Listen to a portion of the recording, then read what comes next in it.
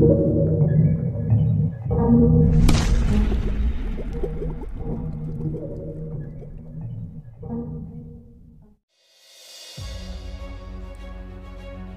batu pertama atau groundbreaking proyek Bali Urban Rail akan dilaksanakan pada September 2024. Proyek transportasi berbasis kereta berupa MRT itu diklaim dapat mengatasi kemacetan lalu lintas di Bali. Menteri PPN atau Bappenas Suharso Monoarfa di Sanur Denpasar pada 24 Juli 2024 memastikan pembayaran pajak proyek Bali Urban Rail tidak akan mengganggu APBD maupun APBN. Menurutnya, para investor yang terlibat dalam mega proyek itu telah mempunyai hitungannya sendiri. Yang penting nanti ada tiket untuk masyarakat Bali asli dengan harga yang sangat terjangkau, dan itu janji dari program ini. Suharso tidak ingin pemerintah daerah terbebani dengan proyek tersebut. Ia pun menyinggung proyek MRT Jakarta yang turut mendapat subsidi dari pemerintah pusat.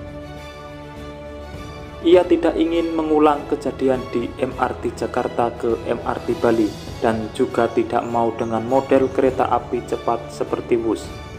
Pihaknya mau yang benar-benar dapat dinikmati oleh masyarakat tanpa memberikan beban dan tekanan fiskal.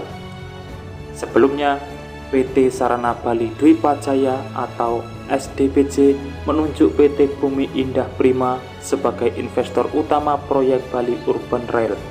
Proyek tersebut diatur dalam Peraturan Gubernur Bali Nomor 9 Tahun 2024. Pergub Bali Nomor 9 Tahun 2024 memberi penugasan kepada PT Penjaminan Kredit Daerah Provinsi Bali untuk melakukan kerjasama dalam pengembangan, pembiayaan, dan penyelenggaraan sistem angkutan umum berbasis kereta. Adapun PT SBDJ merupakan perusahaan afiliasi dari PT Penjamin Kredit Daerah Provinsi Bali. Selanjutnya, PT SBDJ bertanggung jawab untuk mendapatkan pembiayaan dan pendanaan dari investor terkait proyek tersebut. Direktur Utama PT SBDJ Ari Askara mengatakan proyek Bali Urban Rail akan dikerjakan dalam 4 fase. Ia menyebutkan nilai investasi pada tahap pertama pembangunan proyek itu mencapai 10,8 miliar US dollar atau sekitar 175 triliun rupiah. Sedangkan untuk total 4 fase yang direncanakan adalah sebesar 20 miliar US dollar. Ari pun membeberkan rute pembangunan fase pertama akan melalui Bandara I Gusti Ngurah Rai, Sentral Parkir Kuta, Seminyak, Barawa hingga Semanggi.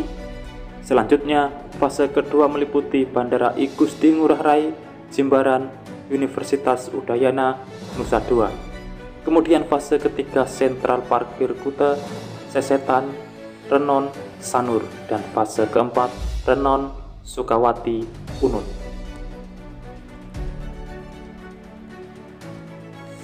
PT SBDJ Ari berujar menargetkan pembangunan pada fase pertama dapat diselesaikan pada awal tahun 2028.